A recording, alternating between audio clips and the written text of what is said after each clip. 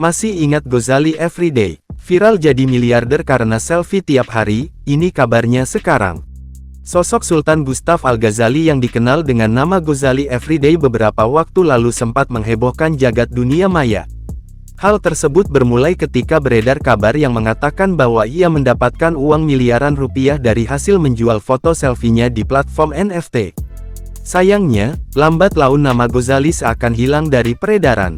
Lantas bagaimana kabarnya sekarang? Sejak namanya mulai dikenal oleh banyak orang, Ghazali tampak mendapatkan beberapa tawaran iklan dari brand-brand ternama. Hal tersebut dapat diamati dalam akun Instagramnya di @ghazalifoto.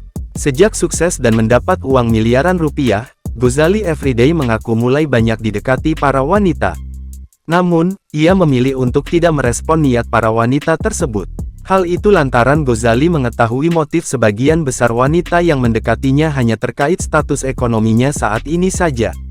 Ghazali mengaku uang miliaran yang ia dapatkan saat itu digunakan untuk membantu usaha kedua orang tua. Ghazali juga mempercayakan orang tuanya untuk mengelola uang miliknya tersebut.